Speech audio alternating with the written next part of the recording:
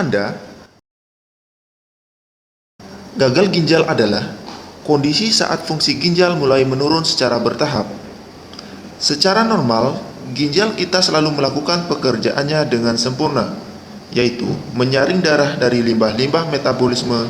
Namun, terkadang ginjal gagal melakukan pekerjaannya itu, maka kondisi itu disebut dengan gagal ginjal.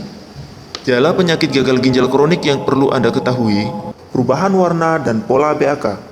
2. Tubuh terasa sangat lelah. 3. Terdapat penimbunan cairan di bagian tubuh tertentu, seperti tangan, kaki, dan perut. 4. Gatal dan muncul ruam kulit. 5. Mual, muntah, dan bau mulut. 6. Meriang. 7. Sulit bernapas. 8. Punggung atas terasa sakit. 9. Sakit kepala berat. 10. Sulit konsentrasi. 11. Susah tidur. 12. Terdapat busa dalam urin. 13. Kram otot. 14. Nafsu makan menurun. 15. Sekitar mata terdapat pembengkakan. Faktor risiko gagal ginjal ini diantaranya: yang pertama, usia. Yang kedua, jenis kelamin. Yang ketiga, DM atau diabetes mellitus atau kencing manis. Yang keempat, hipertensi atau tekanan darah tinggi. Yang kelima, merokok. Dan yang terakhir, penggunaan obat analgesik yang tidak sesuai dengan anjuran dokter.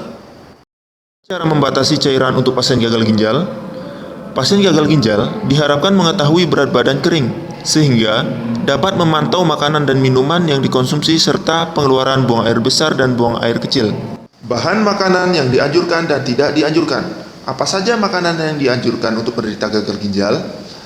Dari sumber karbohidrat yang dianjurkan: nasi, bihun, jagung, kentang, makaroni, mie, tepung-tepungan, singkong, ubi, selai, madu, permen. Dari sumber protein: telur, daging, ikan, ayam, dan susu. Makanan dari sumber lemak yang dianjurkan antara lain minyak jagung, minyak kacang tanah, minyak kelapa sawit, minyak kedelai, margarin, dan mentega rendah garam.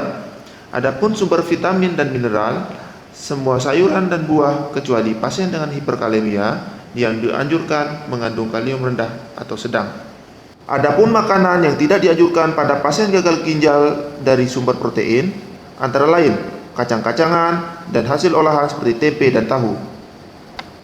Dari sumber lemak, makanan yang tidak dianjurkan antara lain kelapa, santan, minyak kelapa, margarin, mentega biasa, dan lemak hewan. Adapun sumber vitamin dan mineral yang tidak dianjurkan antara lain sayuran dan buah tinggi kalium pada pasien dengan hiperkalemia. Pada saat Anda mengalami sesak, hal-hal apa saja yang perlu dilakukan?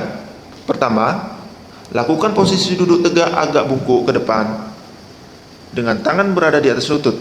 Selanjutnya, lakukan teknik relaksasi, salah satu contohnya dengan mendengarkan musik-musik klasik, musik-musik instrumental, mendengarkan murotal Al-Quran, dan nyanyian-nyanyian rohani. Ketika sesak napas masih berlangsung, maka konsumsi obat sesuai anjuran dokter. Insomnia atau susah tidur sering menjadi salah satu keluhan pasien-pasien yang mengalami gagal ginjal kronis. Maka, untuk mengatasi atau mengurangi hal-hal tersebut, penderita dapat melakukan terapi musik instrumen, menggunakan aromaterapi, mendengarkan murotal Al-Quran, atau nyanyian rohani sebelum tidur. Cara mengatasi kulit kering. Yang pertama, dengan mengkonsumsi omega 3, contohnya ikan laut, kacang-kacangan, telur ayam, telur bebek, sayur bayam, dan kangkung. Yang kedua, gunakan lotion yang sesuai dengan jenis kulit pasien yang tidak menyebabkan iritasi. Yang ketiga, diet protein dan diet garam.